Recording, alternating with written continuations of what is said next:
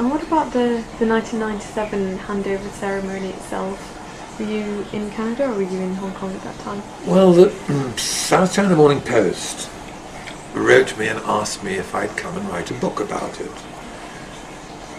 which I was delighted to do because I was bored stiff in Canada, you know, suffering sensory deprivation really.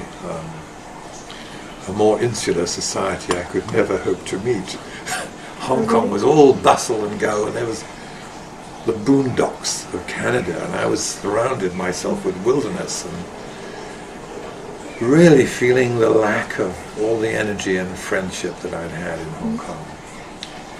Anyway, I jumped at the chance, and I did in fact write the book, which they seemed to be pleased with. The only problem was that Sir Percy Craddock, who'd engineered the joint declaration, or had large part in it, was on the board of governors, and they wanted to show the book to him. And I hadn't been entirely complimentary to his role in this. So I got a 6-page memorandum from him instructing me regarding the changes he wanted made to my book.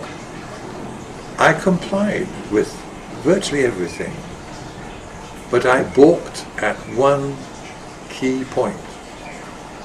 He had described the visit by the then Prime Minister John Major to Beijing in the aftermath of the Tiananmen Square incident. He had described it as a great success and said that John Major was very pleased with his visit and his reception in Beijing.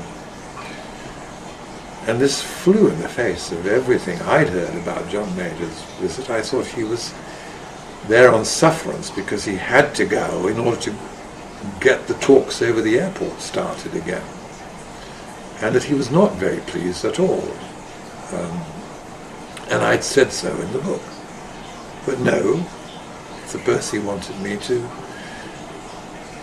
proclaim that he was actually very pleased with this visit. And I said, how can I do this? I wasn't in the aircraft. If he said to you that he was very pleased with the visit, I'd be very happy to quote you as having said that. You know, because you would be correcting the general impression that he was highly displeased. And he refused to be quoted. He wanted me to say it. So I said, I'm sorry, I'm not going to change this. And the whole thing came unstuck because of that one point. Anyway, the SCMP were very kind. They paid me the money they'd agreed to pay. And I subsequently cannibalized the book because they gave me the copyright and used it elsewhere. But yeah, I was back here for the ceremony. And it was great. Even though it poured with rain, for me it had an enormous significance because I'd been involved with, you know, this departure from Empire of India and Malaya, and now it was happening here in Hong Kong. And it was odd that it should have happened always in a year ending in a 7. There's 47 for India, 57 for Malaya, and 97 for Hong Kong. So there was a kind of interesting cyclic feeling to it. There was a limited number of seats at the outdoor final ceremony. What would the beating retreat is the British phrase for the spectacle that they put on in Tamar in that pouring rain. But I managed to get tickets for Jan Morris and Simon Winchester, who's also been a great friend of mine. So we were all there in the pouring rain with our umbrellas totally unable to keep this downpour off us because so many of us were grouped together that these umbrellas were acting like cascades in a waterfall and simply passing on the flow from one to another, so that we all got deluged in the process. But, was it quite emotional for you because you'd said you'd witnessed seminal moments of your life, the end of empire in India and Malaya, and now in Hong Kong. Yes, it was. It could not have been otherwise, really. I found it very moving. I thought everybody who took part, Prince Charles and Chris Patton, did a wonderful job. And I was actually commissioned to write another book about it by Frank Fishbeck, who asked me to do a book about the handover, which was basically photographic, but with an essay about what it was like to be there. And I enjoyed that. I think it's now out of print, but it was a nice little envoi, as it were, to the whole age. And what did you think of Chris Patton? I loved him as a person. Who couldn't? Because he's such a warm and lovable character. But I thought it was such a shame that he should have come so late in the day. And that was the chief fault. He was the right man at the wrong time. He should have been here much earlier.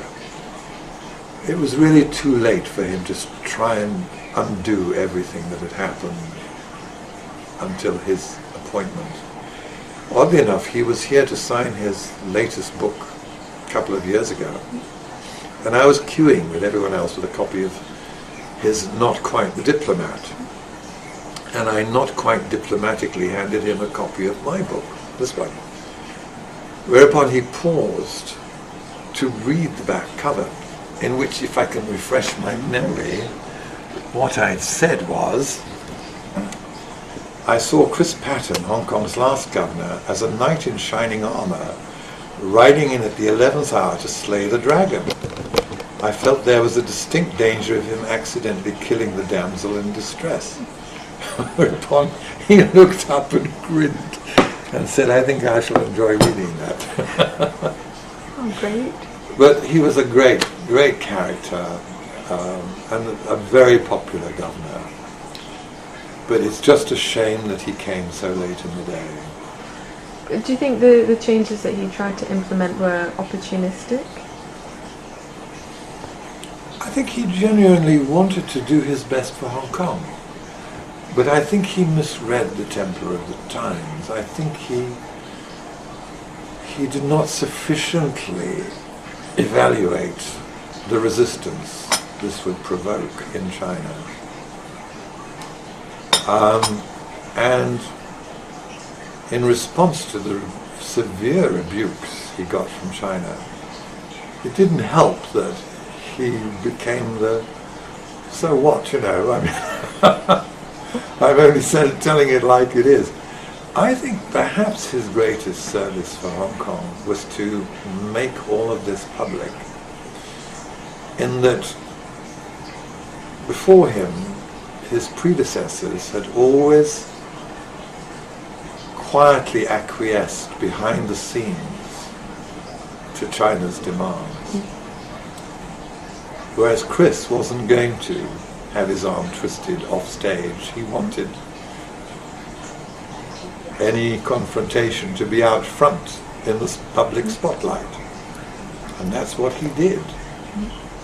And in doing so, I think he stiffened the general resolve of the Hong Kong people to stand up for themselves. So he did us a very good turn by bolstering our determination to speak out and to, not let things happen that we don't approve of. So we've got this amazing phenomenon of people marching now to express their disenchantment with policies. We're really practicing our right of freedom of speech. And nowhere else in Asia has a populace asserted itself so forcefully as we have in Hong Kong. We're not a pushover population. I know, what do you think of the government today? I know we touched on it a little bit earlier. I think it's a bit hamstruck, really. I mean, it's it's so conscious of the criticism it's going to get from the politicians, who are eternally cast in the opposition benches. They'll never ever leave the opposition benches. They see their role as basically to oppose. So we have this constant battle between the administration and the politicians. Almost everything that the administration wants to do, the politicians will find fault with, because that's their role. That's what they were put there to do, to oppose. It's that simple, you know. And that's the mistake we made. I don't think we thought it through adequately. What we were doing was not creating the kind of parliamentary system that has succeeded in most other former colonial territories. We were creating a situation where the administration is always confronted by this opposition. So it's very difficult to get things done. It takes ages. Look at the West Kowloon debacle. I mean, it should have been done years ago. And what about other changes post 1997? It's always a question to ask, but have you noticed any particular changes in Hong Kong since the empire left? Well, the critics will tell you that there's been a gradual erosion of our freedoms. But I must admit, I can't pinpoint any significant changes myself. I find it refreshing that we're as assertive as we ever were in terms of stating our views. I don't feel cramped in any way in my ability to write or do anything in Hong Kong. I think, if anything, there's a generally freer atmosphere now.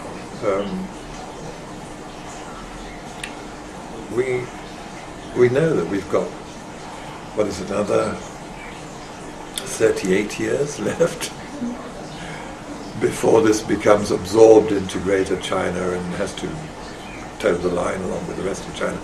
But in those 38 years, so much can happen. I mean, China could overtake us. Look at the speed with which it's progressed so far. So I don't find it a worrying situation. I won't be around in 38 years, but I think it all bodes very, very well. I think there's some really intelligent people running the show in Beijing. And we're in good hands, basically, I think. I hope I'm not speaking with my old GIS voice. Sounding so pro-government, but yeah, I'm full of optimism for the future. And I know that for the rest of my life I'm going to be very happy living in this place. It's done me well so far, and I'm sure it'll continue to do so. Thank you, Peter.